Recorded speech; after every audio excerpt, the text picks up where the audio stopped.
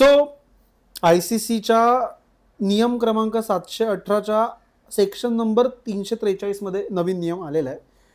यानुसार जोगेश्वरच्या चाळीतला कुठलाही आंडू पांडू क्रिकेट खेळू शकत नाही. काय माहिती काय नियम आहे असं. पुढचा नियम असा आहे की क्रिकेट खेळण्यासाठी बेसिक लायकी लागते जी तुझी नाही आहे. त्यातला एक मी वाचतो. अच्छा वाच. इथे असं लिहिलंय की ज्याचा चेहरा अच्छा जो स्वतः ज्याचा चेहरा थोडा झुरळासारखा दिसतोय अच्छा तो क्रिकेट नाही खेळू शकत. आणि हे मी नाही, त्याने स्वतःहून ऍक्सेप्ट केलं की तो झुरळ आहे. अच्छा नाही केलंच ना. हा मी झुरळच आहे पण मी झुरळतो. मी चिरकालीन आहे. मी अंतापर्यंत थांबणार. चिरकालीन नवीन शब्द आज तुझ्याकडून आलेला आहे. चिरकालीन चिरकालीन पण चिरकालीन तसा शब्द आहे नाही. नाही चेक कर त्या वहीत ज्यात काही लिहिलं नाहीये त्यात चेक कर. ठीक आहे. सो आमचा बनाव संपलेला आहे. आमचे गॉगल्स आणि आमच्या वह्या आम्ही बाजूला टाकलेल्या आहेत.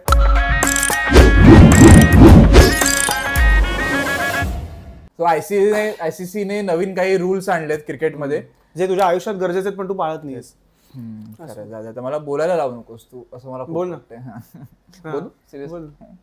तर नवीन काही रूल्स आले 4-5 जास्त नाहीये. छोटासा व्हिडिओ असेल.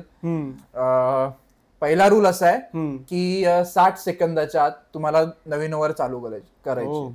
म्हणजे जर समज तू बॉलिंग टाकतोस आणि जर तुला 6 बॉल 6 सिक्स पडले त्याच्यानंतर पुढचा बॉलर जो असेल त्याने 60 सेकंदाच्या आत नवीन ओव्हर चालू केली. नाहीतर मग पेनल्टी बसणार. पण मग बॉल बिल हरवला असेल, शेवटचा बॉल 6 मारला आणि तो बॉल यायला वेगळा लागला, ते सगळं ते लोक कॅल्क्युलेट करणार. जेन्युइन आणि नॉर्मल कंडिशन्स मध्ये 60 सेकंद. आणि समजा मी बॉल टाकायला आलो, मी पडलो बॉल टाकता, इंजरी झाली, तो सगळ्याचा कन्सर्न झाला. हा एक्झॅक्टली ते अंपायर्स ठरवतील. पण नॉर्मल कंडिशन्स मध्ये मॅच चालू असेल जर रेग्युलरली तू का हसतोस? मला रूल जाम फनी वाटतं. ठीक आहे, जोक सुचवायचं त्याला. 60 सेकंद काय हा वेळ वाचून जाणार कुठे ते लोक पुढे. बरोबर आहे ना, पण वेळेत सगळं झालं पाहिजे. तुझ्या बाबतीत घडत नाही त्यामुळे असं नाहीये की बाकीच्या बाबतीत वेळ कसं निवांत असलं पाहिजे, व्यवस्थित वेळ घ्यावा गोष्टींसाठी. हे उगाच 10 मिनिटं 2 मिनिटं हे आजकालच्या जनरेशनचा प्रॉब्लेम आहे. 2 मिनिटात होता माझा स्टॅमिना कमी असला की लोक काय 2 मिनिटात होतं. मी तुला व्हिडिओ पाठवून म्हटलं ना नेक्स्ट व्हिडिओ, तू व्हिडिओ बघून मला सांग. I am out. तर हा नॉर्मल कंडिशन्स मध्ये जर पहिली ओव्हर तुझी चालू झाली आणि ती संपली आणि संपल्यानंतर 60 सेकंदाच्या त्याच्यानंतर पेनल्टी काय म्हणजे नाही झाली, 60 सेकंदाच्या वर वेळ गेला तर काय म्हणजे जसं की मॅथ्यूज 60 सेकंद काय 1-3 मिनिटं लेट आला तर त्याला आउट केला. ह्याच्या वेळी काय की बॉलरला ओव्हर टाकू देणार नाहीत काय. हा त्याची काहीतरी पेनल्टी असणार ऑब्व्हियसली. काय पेनल्टी काय त्याचा अभ्यास नाही केला. अच्छा ठीक आहे, तर अर्धवट अभ्यासाने आम्ही पुढचा नियम वाचतोय. नाही पण हे आहे की 60 सेकंदाच्या आत तुला चालू करायचं काही करून. ठीक आहे, तर माझ्या मते बहुतेक तेच असेल. तर जसं डेली सोप आणि फिल्मला 3 तास दिलेले असतात किंवा अर्धा तास दिलेला असतो तसं क्रिकेटला काहीतरी वेळ दिला असेल त्यामुळे असेल ते. पण मला काय फार नाही त्याच्यातला मार्जिन्स माहिती आहेत आपल्याला काय आणि एक्झॅक्टली फायनान्शियल रिजन्स पण असणार त्या गोष्टी की तुमच्या एका ठराविक वेळेत ऍड स्लॉट्स वगैरे ते काही असेल ते असणारच आहे की वेळेत संपाव्यात गोष्टी आणि वेळेत चालू व्हाव्यात दुसऱ्या गोष्टी. खरं ठीक आहे, पण मला असं एखादी गोष्ट वेळेत संपून दुसरी गोष्ट वेळेत चालू जसे याचे अफेअर्स पण तुझे सुरू नाही झालेत परत त्याचं काय करू असं. आपण खूपच आता पर्सनल होत तुझे चला डेलिब्रेट शॉर्ट रन म्हणजे मुद्दामून काहीतरी करणं. जसं ह्याने मुद्दामून तिला चीट केलं होतं तसं काहीतरी काय सांग ना. ह्याला पण पेनल्टी मिळाली, ह्याला पुढच्या मुलीने चीट केलं. पुढच्या सांगायचं नियम सांग. डेलिब्रेट शॉर्ट रन म्हणजे जर तुम्ही शॉर्ट रन पळालात मुद्दामून तर मग 5 रनची पेनल्टी ऑलरेडी होती. त्यामध्ये आता एक ऍड ऑन रूल आलाय असा की फिल्डिंग टीम कोण स्ट्राईकवर असणार हे चूज करू शकतो. बरोबर, म्हणजे जरी तू रन स्ट्राईकवर आहेस फॉर एक्झाम्पल तू आणि जर तू समज सिंगल घेतलास आणि तुझा शॉर्ट डबल घ्यायला गेलास आणि तुझा शॉर्ट रन पळालास पहिल्या रनला तर मग गरजेचं नाही की तूच पुन्हा स्ट्राईकवर असशील. फिल्डिंग टीम चूज करू शकते की तुझा समोरचा पार्टनर पण असू शकतो की नाही. हा म्हणजे युजली हे अशा सिच्युएशन्स मध्ये होतं जेव्हा धोनीचं बऱ्याचदा होतं की धोनीला स्ट्राईक ठेवायचे स्वतःकडे असते कारण त्याला मॅच संपायची असते. ठीक आहे, धोनीला बऱ्याचदा. सो धोनीने समजा 2 रनचा प्लॅन केला असेल आणि त्याला एका पॉईंटला गेलं की 2 रन तर नाही होणार आहेत. सो अशात समजा धोनीने शॉर्ट रन घेतला मुद्दामून. शॉर्ट रन म्हणजे मी अर्धा वेळ पळलो आणि मला माहिती वाटत स्ट्राईक राहणार आहे, मी पटकन स्ट्राईक चेंज करायला गेलो. असं झालं तर बॉलर टीम चूज करू शकते की पण तो डेलिब्रेट असला पाहिजे. पण असा तर बऱ्याच लोक डेलिब्रेट करतात. कधी कधी असं होतं की नाही बऱ्याच लोक जसं की लहानपणी आम्ही कटिटू खेळायचो इंटरनॅशनल मध्ये पण करत असणार स्ट्राईक साठी इंटरनॅशनल मध्ये करत असणार हे लोक. पण मग तुला कळणार कसं की डेलिब्रेट आहे की हेच जसं की मला माहित जसं की फॉर हेच सांगितलं मी विराट कोहली 98 वरती आहे. विराट कोहली 2 नव्हे सेंचुरीसाठी. ठीक आहे, सो आणि मॅच जिंकायला पण मग तेच आहे ना, सगळं तुझ्या ह्याच्यावरच आहे की काय बॅट्समनने शॉर्ट रन केलाय, बॅट्समन जर तिथे बघतोय आणि तर शॉर्ट रन झालाय तर समजू शकतो. पण हे जे शॉर्ट रन्स असतात ना की चुकून खाली लक्ष नाही गेलं आणि झालं, ते अंडरस्टूड असतात. जे असतात कधी कधी स्ट्राईक साठी प्रॉपर केलेले असतील तेव्हा हे माझ्या मते कन्सिडर केलं जाणार आहे असं मला वाटतं. आणि हे कळतात माझ्या मते. म्हणजे पुन्हा तेच दोन्ही बाजूने नियम बघितल्यासारखं बघण्यासारखं आहे. पण माझ्या मते हा थोडासा हे असणार, म्हणजे कंडिशनलच असणार आहे. हा, कारण की तू डेलिब्रेशन तुला नाही कळणार की एखाद्या प्लेअरचं की ते कळतं, मुद्दाम केलेलं आणि चुकून झालेल्या गोष्टी कळतात. खरं असो. सो त्यानंतरचा तिसरा रूल असा आहे की 2 new balls till 34th over, म्हणजे 34व्या ओव्हर पर्यंत ओडीआय क्रिकेट रूल आहे की 34व्या ओव्हर पर्यंत तुम्हाला 2 बॉल अवेलेबल असणार आहे. ते 2 बॉल तुम्हाला प्रत्येक एंड कडून मिळणार आहेत. पण 34 ओव्हर जशा होतील त्याच्यानंतरच्या ज्या काही 16 ओव्हर उरल्या त्यामध्ये फिल्डिंग टीम जी आहे ती 1 बॉल चूज करू शकते आणि मग तोच 1 बॉल शेवटपर्यंत वापरायचा दोन्ही एंड कडून. म्हणजे हे मला तरी वाटतंय की थोडं बॉलर्सना हेल्पफुल असावं, रिव्हर्स स्विंग प्ले मध्ये यावा, त्यासाठी हा रूल असणार आहे. आणि जो की ऑब्व्हियसली चांगला आहे. एकतर नवीन 2 बॉल काय ते मला अजूनपर्यंत कळलं. ऑब्व्हियसली मॅच थोडी स्लो व्हायची. नवीन 2 त्या बॉल मिड ओव्हर्स मध्ये पण होतं की तुला स्टार्टला इनिशियल स्विंग मिळतो ते पण होतं. पण त्याचा प्रॉब्लेम होतो की बॉल जुनाच होत नाही. सो स्पिनर्सचा बॉल ग्रिप व्हायला वेळ लागतो. ऑलमोस्ट तुम्ही 20 ओव्हरचाच बॉल युज करता, 25 ओव्हरचा. बरोबर. तो मला एक बॉलरसाठी चांगला नियम वाटतो, जो की अजून थोडा हे व्हावा. आणि पुन्हा ते जुने नियम होते की एका बॉलवरच यावेत. क्रिकेटमध्ये मॉडिफिकेशन नको आहे ना, जुने नियम नाही, जुनी माणसं. रिव्हर्स स्विंग गेला ना, पण ओडीआय मधून रिव्हर्स स्विंग निघून गेला. तसं चिटिंग करून करायचं नाही, असं काही नाही. उमेश यादव रिव्हर्स स्विंग करायचं, उमेश यादव चिटिंग करायचं असं म्हणणं तुझं. चिटिंग बद्दल नको बोलू, चिटिंग बद्दल आपण ऑलरेडी खूप व्हिडिओज मध्ये बोललोय. सो हा एक नवीन नियम की उरलेल्या 16 ओव्हरसाठी तुम्हाला 1 बॉल चूज करायचा, जो की शेवटपर्यंत वापरा. बरोबर, रिव्हर्सिंग वगैरे राहतो आणि तेच. आणि बॉलर्सना फायदेशीर. आणि मग स्पिनर्सना पण थोडी हेल्प मिळते, कारण अदरवाईज स्पिनर्स काही ज्यांना नवीन बॉल नाही जमत नाही बॉलिंग, ते थोडेसे युजलेस होत होते. युजली 34 नंबर फार स्पिनर वापरत नाही, 40-42 नंतर कोणी.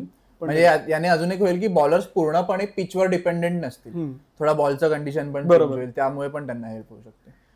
सो त्यानंतरचा अजून एक नियम आहे, बाउंड्रीवरच्या ज्या कॅच पकडल्या जातात, एक्सेप्शनल कॅचेस, जिम्नॅस्टिक्सचे दिसतात आपल्याला, ज्याचा फॅड हल्ली वाढत चाललंय. जे सूर्याने काढले ते आपल्याला वर्ल्ड कप जिंकवलं होतं त्या कॅचने. सो त्याचा असा नियम आलाय की तुम्ही आता बाउंड्री लाईनच्या बाहेर जाऊन हॉप वगैरे करून सतत बॉल हवेत उडवून कॅच पकडू नाही शकत. तुम्हाला एकदाच बॉलशी कॉन्टॅक्ट करू शकता तुम्ही. म्हणजे जर तू कॅच पकडलीस, फारच नॉटी नियम आहे. पण म्हणजे बॉलशी एकदाच कॉन्टॅक्ट वगैरे. हा बोल पुढे बोल. हा बोल पुढे बोल. लिंक तोडतो हा माणूस माझी. आता लिंक दाखवतो, ते लिंक तर जर समज तू कॅच पकडलास, बॉल हवेत उडवलास आणि तू बाउंड्री लाईनच्या बाहेर गेलास आणि तू पुन्हा बॉलला कॉन्टॅक्ट केलास आणि पुन्हा हवेत उडवलास, हवेत जाऊनच, करेक्ट, तर ते तू नाही करू शकत. ओके, तुला एकदा हवेत उडवल्यानंतर पुन्हा बाउंड्री लाईनच्या आतच यायचंय आणि मगच तू बॉल पकडू शकतो, ती कॅच पकडू. असं बघायला गेलं तर आतापर्यंत बऱ्याच कॅचेस घेतल्यात गेल्या काही वर्षात, जेव्हा ट्रेंड निघाले बऱ्याच कॅचेस इनव्हॅलिड होतील त्यामुळे ना. असं ऑब्व्हियसली. सो सूर्याची जी वर्ल्ड कप फायनलची कॅच होती ती काय, ती लिगल होती, कारण सूर्याने प्रॉपर एकदाच उडवलेला बॉल, तो बाहेर गेला, बाउंड्री लाईनच्या आत आला आणि मग त्याने कॅच पकडली. सो ती लिगलच होती आत्ताच्या नियमानुसार. तू अशी कुठली बघितलेली आहे कॅच जी तुझ्या बीबीएल मध्ये एक कॅच झालेली, होबार्ट वर्सेस सिडनी सिक्सर्स होती बाकी ती टीम होबार्ट. मला एक्झॅक्टली आता टीम नाही आठवत, पण त्यामध्ये बाउंड्री लाईनच्या ऑलमोस्ट 5-6 मीटर बाहेर जाऊन त्याने कॅच ब्रिस्बेन हिट होती. सो बाउंड्री लाईन मध्ये त्याने बॉल पकडला आधी, मग नंतर परत हवेत उडवला, पण तो बाहेरच गेलेला बाउंड्रीच्या. पण मग त्याने पुन्हा बाउंड्रीच्या बाहेर गेला तो फिल्डर आणि पुन्हा हवेत उडी मारली आणि मग त्याने बॉल आत टाकला. करेक्ट. सो तसं आता अलाउड नाही होणार. करेक्ट. आणि अजून एक मला आठवते कॅच, पण मला आता ते प्लेअर आणि ते सगळं नाही आठवतं. मी जस्ट त्याची क्लिप बघितलेली की बाउंड्री लाईनच्या बाहेर 2-3 वेळा तसं जगल केलेला बॉल आणि मग त्याने जाऊन पकडलेली कॅच. करेक्ट. सो तसं आता करता येणार नाही. एकदा तुम्ही बॉल उडवला आहोत किंवा बाउंड्री जी लाईन असणार ती हार्ड वॉल बनणार तुमच्या, त्याच्या आतूनच करायचं. पण आम्हाला पटत नाही, फार एक्सेप्शनल कॅचेस आपण बघत होतो ते आता बघायला मिळणार. बॅट्समन साठी ते तेवढं चुकीचं होतं ना की तुम्ही तुला एका पॉइंटला बॉलरचा गेम बनवायचा पण होता, पण नाही पण बनवायचा. अरे बनवायचाच आहे ऑब्व्हियसली, पण मग ते एकदमच हे नसलं पाहिजे ना रूल वियर्ड की बॉल तू घेऊन जातो 6च्या एकदम त्या साईडला आणि मग परत तू हवेत, जस्ट बिकॉज तो एक लूप होल सारखं झालं ना ते. पण तेच लूप होल एक्सप्लॉइट केला ना फिल्डर्सने. सो तो एक आता हा नियम मला चांगला वाटतो की माहित नाही मला की जरा बघायला मजा यायची त्या कॅचेस बाउंड्रीवाल्या. मग एक त्यात एक ब्युटी होती माझ्यामध्ये, त्या ज्या कॅचेस घेतल्या जायच्या, सो ती थोडी आता कमी आता पण असणार, फक्त ते एकदाच करू शकणार. तेच ना, पण एकदाच करण्यात काय मजा नाही, स्ट्रगल एकदाच करण्यात काय मजा, आयुष्यभर करायचं तुला स्ट्रगल. हा माझ्या ते वय जाऊ दे, कितीही तुला अटेम्प्ट आयुष्य झालं तुझं, तू स्ट्रगलच करतो. 30 वर्ष की अर्धा आयुष्य असतं का? अच्छा 30 आहे तुझं, सॉरी. हा चल पुढे. हा सो त्यानंतरचा रूल आहे कन्कशन वाला. हा सो मला ऍक्च्युली कन्कशन एकदा सांग तू रूल. कन्कशनचा रूल असा आहे की आता तुम्हाला आधीच 5 प्लेयर्सची नावं द्यावी लागणार आहेत की तुम्हाला भाई बॉलरला बॉलर रिप्लेस करणार, बॅट्समॅनला बॅट्समॅन, ऑलराऊंडरला ऑलराऊंडर, स्पिनरला स्पिनर, फास्ट बॉलरला फास्ट बॉलर असं असणार. म्हणजे जसं की इंडियाने केलेलं कुठे T20 वर्ल्ड कप इंडियाने दोनदा केलं आतापर्यंत. आता T20 मध्ये केलं होतं सिरीज मध्ये का की शिवम दुबे बॅटिंग करताना आय गेस इंजर्ड झाला, त्याच्या हेल्मेटला बॉल लागला. हर्षित राणा इंजर्ड झाले ना? शिवम दुबे इंजर्ड झाला, त्याच्या जागी हर्षित राणा आला बॉलिंग. अच्छा ओके. सो काही मॅच नाही म्हणजे तू इव्हन इंडियाने हे पण केलं, हे तर जास्त भारी होतं. ऑस्ट्रेलियामध्ये सिरीज होती, वन डे सिरीज होती माझ्यामध्ये, आणि त्यात जडेजा आणि पांड्याने आय पार्टनरशिप टाकली, 30 मॅच आहे. तर जडेजाला बॉल लागला बाउन्सर, स्टार्कचा का कोणाचा तरी बाउन्सर लागला, जडेजा इंजर्ड झाला कन्कशनमुळे, त्याच्या जागी युजवेंद्र चहल आला आणि तो आलाच नाही, फक्त तो मॅन ऑफ द मॅच घेऊन गेला. सो हे अनफेअर होतं. आणि असे बरेच 2-3 इन्स्टन्सेस आहेत रणजीमध्ये वगैरे. पण मुळात मला कन्कशनला नियमच नाही पटत की काय हा नियम. मग एकतर नाही तुझा मेंदूचा प्रॉब्लेम होतो, जर तुला प्रॉपर तू हिट झालास तर तुझा प्रॉब्लेम होतो, तुझा जजमेंटचा इश्यू होऊ शकतो, तुझा हँड आय कोऑर्डिनेशन बिघडू शकतो. सो तो होणारच आहे प्रॉब्लेम. पण हे तर आधी पण हे माहिती फिलिप ह्यूजच्या डेथ नंतर सगळे जास्त. हा ऑब्व्हियसली. आणि ते थोडं प्रिकॉशनरी पण आहे की अगदीच गोष्टी हाताबाहेर जाऊ नयेत म्हणून. बरोबर. सो आणि त्यात अजून एक ऍडअप आहे की ज्याला कन्कशन झालंय त्याचा 7 दिवसाचा स्टँड डाऊन पिरियड असणार. म्हणजे तो फील्डवर पुन्हा 7 दिवस येऊ नाही शकत. हा, कारण जडेजा लगेच प्रॉपर सेलिब्रेट करायला आला होता, लगेच पुढची मॅच पण खेळला होता मला लक्षात. हा नाही ते खेळण्यापुरतं असेल आय गेस, फील्डवर येणं म्हणजे 7 दिवस तू मॅचेस मध्ये खेळू शकत. हा असं असेल आय गेस की सो तो घरी बसून काय करतोय कोणाला काय करणार आहे. नाही पण हे सगळं हा जो रूल आहे तो प्रिकॉशनरी आहे, कोणाच्या जीवावर बेतू नये जे फील यूजच्या बाबतीत. अरे ठीक आहे रे, मी क्रिकेट खेळताना जीव गेला तर काय, मी शेवटी देशासाठी जीव देतो ना आपण. इथे करून दाखव ना ऑन कॅमेरा, मला खेळ कन्कशन. हा बॉल मारून दाखवू तुझ्या. क्रिकेट खेळताना हेल्मेट घालून काढलं तर मी ऍक्सेप्ट करेन. माझ्यासाठी ती वीरश्री असेल. मी असं पाहून वीरश्री, ओहो नवीन शब्द आज भावेश देतोय. हे सगळे जुने शब्द आहेत मित्रा, शब्द संपत्ती तुझी तोकडी त्यामुळे कळत नाही. पण हे आपल्या बोली भाषेतले नाहीयेत ना. वीरश्री हा बोली भाषेतला शब्द आहे. आपल्या हा शब्द मी आपल्या याच्यात ते कॉन्टेक्स्ट येत नाही बोला. तुला वीरश्री शब्द बोलायची वेळ कधी आली? नाही एक्झॅक्टली, मी तुला ते सांगतो, रेग्युलरली नाही वापरत ना ते शब्द. अरे वीरश्री होत चालले, मग मी आणतोय तो शब्द परत बस. तर वीरश्रीवरनं तर माझं म्हणणं आहे की नाही, मला कन्कशनचा प्रॉब्लेम असा आहे की हे जे लोक अनफेअर ऍडव्हान्टेज घेतात. आताही मला वाटतं की नियम त्यांनी फार असा एक्सप्लेन केलाय, पण हा नियम फसवाच आहे मला अजूनही वाटतं.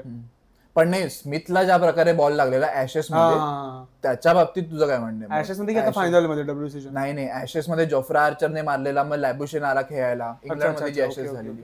पण माझं म्हणणं 1 batsman down, retired direct retired hurt करा त्याला, संपला विषय.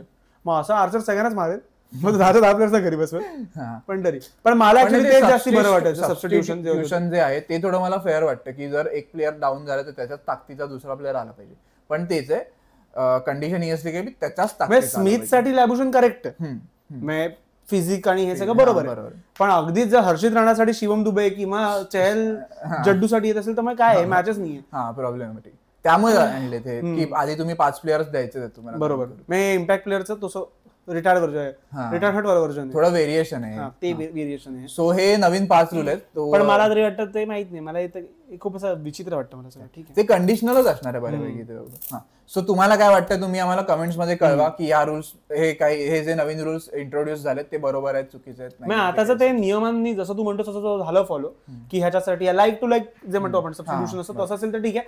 अदरवाईज हा नियम मला युजलेस वाटतो. माझं म्हणणं जे क्लासिक होतं की जर तू इंजर्ड झालास तर तू गेलास, तू गेम मधनं बाहेर, मला अजूनही तोच बरोबर नियम वाटतो.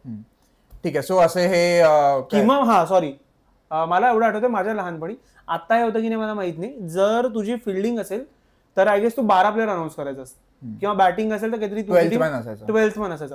सो माझ्या म्हणणं 12th मॅन हा एक प्रकार ठेवला पाहिजे जो तुझ्या फिल्डिंगसाठी येईल असं मला वाटतं. त्याला बॅटिंग मिळावी हे काय मला फार पटत नाही. बॅटिंग बॉलिंग म्हणजे मला कळत नाही. सो पण मग एखाद्या टीमकडे ऑलराऊंडर नसेल तर मग जरा कठीण येते. माहितीये मला तरी जुनच पडते. किंवा मग तो जो राखीव खेळाडू असेल किंवा राखीव खेळाडू तुम्ही 2 अनाऊन्स करा असं मला वाटतं. एक बॅट्समॅन एक बॉलर अनाऊन्स करा आणि ते राखीव तुमचे त्या मॅचचे खेळाडू झाले ते तुम्ही आणा असं काहीतरी असलं पाहिजे. माहिती मग तेच म्हणतो ना ते अनाऊन्स तर करायचं आपल्याला 5 नियम म्हणजे 5 कारण ते लाईक टू लाईक आहेत. स्पिनरला स्पिनर, फास्ट बॉलरला फास्ट बॉलर तसं म्हणतो. पण मग एनिवेज तू ठीक आहे. ते थोडं अनफेअर फेअर ऍडव्हान्टेज असणारच आहे या नियमांमध्ये.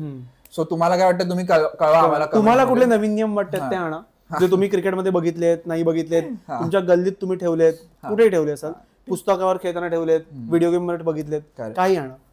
तुम्ही आजीला रेकमेंड करू शकता, त्यांना टॅग करा पेज मध्ये तुमच्या कमेंट मध्ये. बस झालं. पुढे बोल.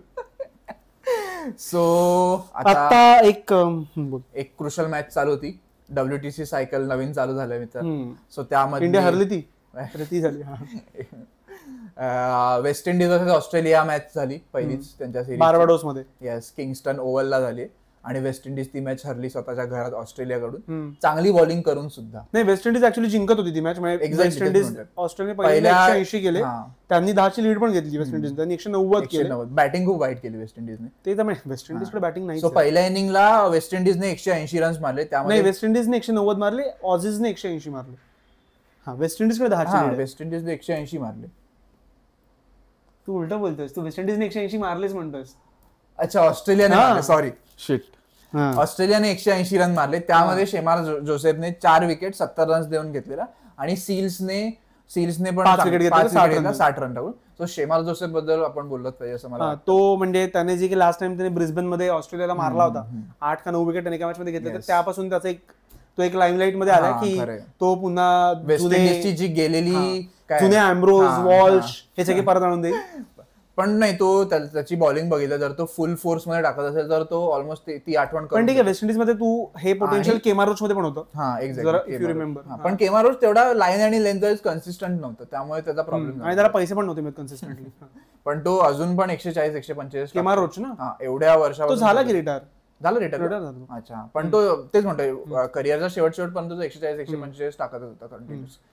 तसा मला जोसेफ पण वाटतं की तो, आणि जोसेफकडे जास्त चांगला कंट्रोल आहे. त्याने कॉन्स्टन्सला आता त्याचा लूप होल काढलाय बाहेर. कॉन्स्टन्स हा लूप होलचाच बॅट्समन होता, तो मध्ये मध्ये बॅटिंग करायचा. कॉन्स्टन्सला बीजीटी मध्ये पण बघितलं, तो कंटिन्युअसली आत येणाऱ्या बॉलला आउट झालाय.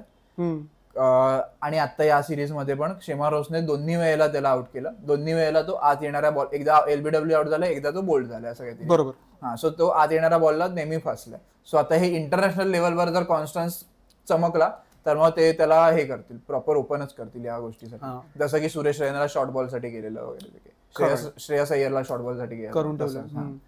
सो आणि सेकंड इनिंगला मग ऑस्ट्रेलिया सेकंडला पण विंडीजने चांगली बॉलिंग केली होती. स्टार्टला 4 विकेट 60ला वगैरे होते ऑस्ट्रेलियाचे. त्यानंतर इंडियाचा फेवरेट ट्रॅव्हिस हेड मध्ये आला त्यांच्या, आणि त्याने 60, त्याने 61 मारले, वेबस्टरने 63 काहीतरी मारले, आणि कॅरीने 65 मारले. सो ह्यांनी थोडे थोडे स्कोर बनवून 310 काहीतरी केले. आणि मग वेस्ट इंडिजला होतं टार्गेट 301 वगैरे असणार, आणि वेस्ट इंडिजने त्यांची बॅटिंग. आणि त्या इनिंगला शेमार जोसेफने 5 विकेट घेतले सेकंड इनिंगला 87 रन्स.